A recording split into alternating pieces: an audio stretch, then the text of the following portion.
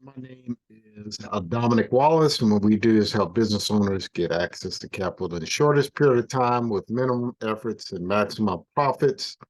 So this video is helping business owners get equipment finance. And I'm going to go over the application.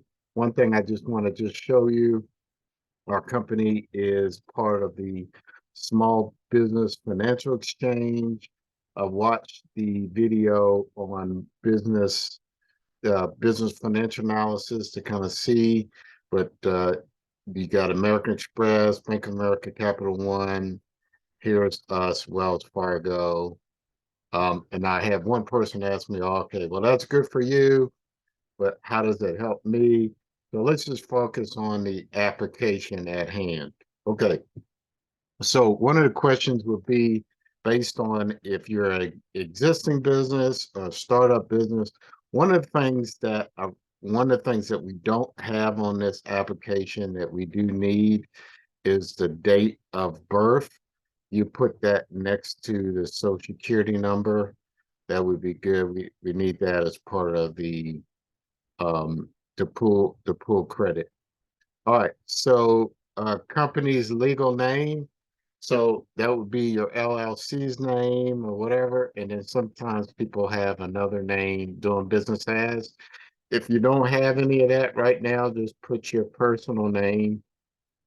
DBA name could be like the name that you're going to want to call your company or call your company later. So the billing address, sometimes it's different than the physical address. Like we actually have a PO box that we like to use as our billing address, and then the physical address our location. Now, some people will actually have the equipment of their company, like especially if it's large pieces of equipment or trucks or so forth, those will be at a different location. So if you have that, whatever that location will be. And then of course now the county will go with the physical address of the business telephone number if you have it, the business fax number, the contact cell phone number, the nature of business. What does your business do? You're a trucking business or a restaurant or a contractor, construction, put that in there. Now, sole proprietorship. So obviously, if your company, if you don't have an entity set up, an LLC or corporation, then that would be the sole proprietor. And then you have a corporation, um, a corporation, a corporation, a partnership, like they're partners, like two or more individuals, but no entity. Then you got an LLC or some kind of other, and then list the states that your entity operates in. List all the states. Put the one that's where it was formed first. So like if it's Alabama, AL, and then put that first. The federal tax ID number, that's the EIN number right here. The state UBI number, typically that's the number the at the Secretary of State, the number listed there. If you don't have that number, list that blank. If you don't have a tax ID number, you put your social security number here. Business start date, when your business has started, until you have it started. Current years, so like ideally, let's just say you been a sole proprietorship and recently set up your your entity, your LLC corporation, but you actually have tax return or filed as a sole proprietorship for that date. You can use the business start date for when you started operating the business legally, and you have supporting documentation to that. And then the current ownership, some people will buy other companies, current ownership that you've owned the business. your email address and website. And then, of course, who are the owners in this business? Who are the individuals that are owning this, this, uh, the officers? So you put your name here, your title, and what percentage of the business that you own, your social security number, and like I said before, put your date of birth here, your home telephone number, your home address, city, state, and zip code. And then right here, answer the question, have you or your business filed bankruptcy in the past 10 years? If it's yes, you put yes or why. If it's yes, then you put when, and then what type of bankruptcy is it, chapter 7, 13, 11. And then all owners of the business go here. Any business owner that owns 10% or more will go on this documentation. All right, and then so the business bank account reference. So one of the questions would be, well, why do you ask for that? What we're looking for is a bank reference, and the obviously the so to help your approval. So you got the bank name, your account number, the contact person, and the bank phone number so that we can call that person. And so, all right, maybe you have some lease or company loan reference. Let's just say you have some references out there of things that you've already paid for that will help you in your quest to get a loan or get financing. So you put the entity company's name there, the account number that you have there, the account person, and telephone number.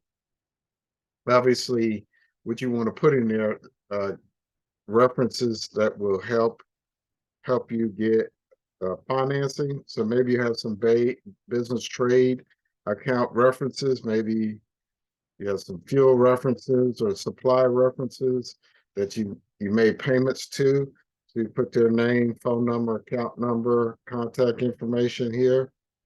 And then whoever, if you lease, you put your landlord's name here, contact person, telephone number.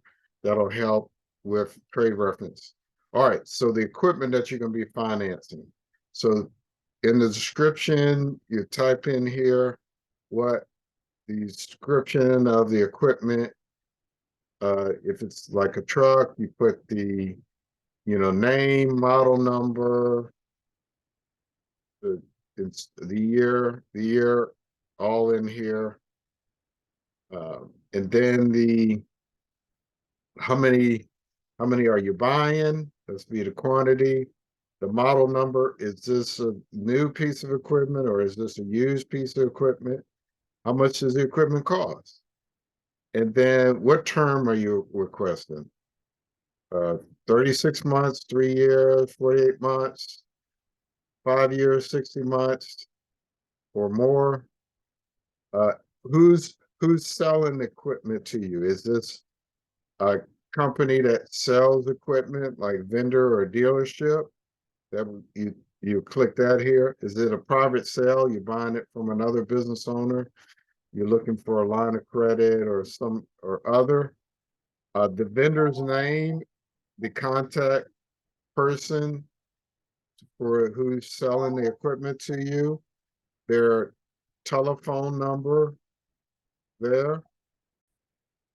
So you got the vendor's name, contact person, telephone number, and then you sign it. So all the owners here sign the application. What if you have more than 3 owners of the business? Then just fill out another one, put the other person's information there, and just send this along. Okay. Now, a lot of times we can finance you based on a one-page application and the vendor information. the more options for financing we can provide to you is with the more information that we have. And so I should have made this a little bigger, but here's some of the information here to easier to see, and you can pause the video to see a lot of these things. Okay, so like I was saying before, the information, the more information we get, the better, more options that we can provide. So obviously we're a finance company, but we also have additional funding sources that we use. And so you got checklist for new business. So the completed credit application, which I just went over, and you have a personal credit report. And so we'll be able to pull that once you have this here. One of the questions we'll have, well, hey, I don't want to hard pull my credit report. Let us know. We can send you a link for a soft pull. The last, which means that it won't be a hard pull, but in order to finance it, eventually we're going to need to have a hard pull. But the last 2 years of personal tax returns is, if it's a startup, and evidence of eternal alternative source of income.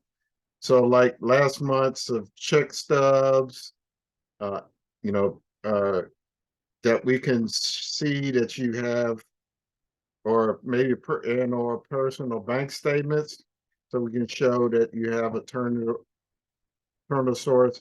So ideally, we would like, so the last month, so some people get paid multiple times, maybe every week or bi-weekly.